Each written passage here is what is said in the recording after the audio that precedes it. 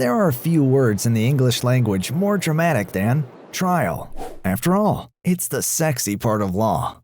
The theater of arguments, accusations, defenses, and human drama.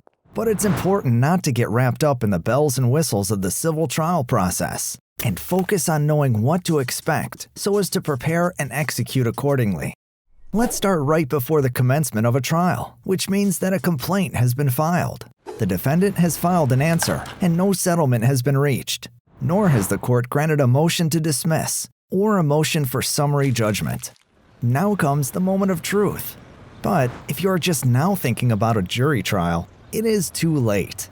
You needed to have stated your desire for a jury trial when you filed your first pleading. It is very important you make that demand in the complaint if you are a plaintiff, or in your answer if you are a defendant. Not every kind of case can be tried by a jury. Some cases, like foreclosure, are tried by the judge, meaning they act as both judge and jury. So let's say your case can be tried by a jury, and you remember to demand a jury trial in your pleading. How do you get ready? Well, you start with the discovery process. This gives each party the opportunity to collect information, documentation, testimony, and evidence in preparation for the trial. Find out more about discovery by checking out the Legal U video on exactly this subject. The parties notify the court that it can set trial with a notice of trial, which either party can file as soon as the case is at issue. At issue means that there are no more pleadings to file, and the court has disposed of any motions attacking the pleadings. The notice of trial includes the estimated time required for the trial, and whether it is to be tried by a jury. The court can then set the case for trial on a date which is at least 30 days from that order. Remember to show up on time, have all your witnesses and exhibits at the courthouse ready to go, and always bring a court reporter.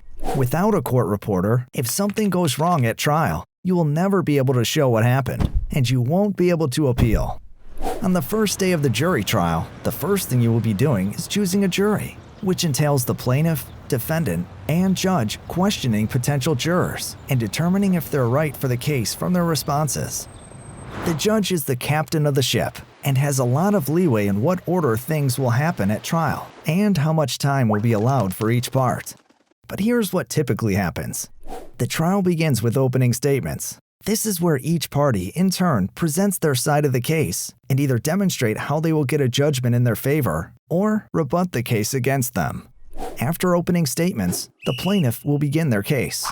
This means questioning the witnesses the plaintiff wants the jury to hear from, as well as putting exhibits into evidence. Witness testimony and then cross-examination is really the heart and soul of any trial. Usually the party who calls the witness gets first crack. That party asks all the questions they want the witness to answer, as long as the answers are admissible. That's followed by the other party's cross-examination. This is where the opposing party gets a chance to show that the witness is biased, has a faulty memory, or otherwise is not a good historian of the facts. When you cross-examine a witness, it's the only time you can and should ask leading questions. For example, if you have reason to believe that the witness wasn't able to see the color of a traffic light, you wouldn't simply ask whether they saw the light. You would use your best TV lawyer impersonation to make the statement you want them to agree with, such as, "You didn't see the color of the light, did you?"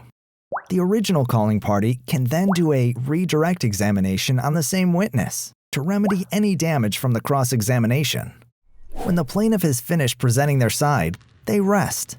That doesn't mean they need a breather and a Gatorade. It is just lawyer speak for signaling they are done. Then the defendant will present their case by calling witnesses and offer exhibits favorable to their side. Before and after the defendant's case, the defendant may make motions to end the case early, called a motion for a directed verdict in a jury trial. That is, if the defendant thinks the plaintiff hasn't presented even the minimum amount of evidence for a jury to decide in the plaintiff's favor. Then comes closing arguments, each party's final chance to address the jury or judge and sum up the evidence they presented in their case in the most favorable light possible. After that, the judge gives the jury, if the case is being tried by a jury, its instructions. Jury instructions tell the jurors the legal standards by which they must decide the case. Then comes the judge or jury's deliberation and verdict, basically their time to think. Or, in the case of a jury, discuss the case and come to an ultimate verdict. Jury verdicts are read aloud in court.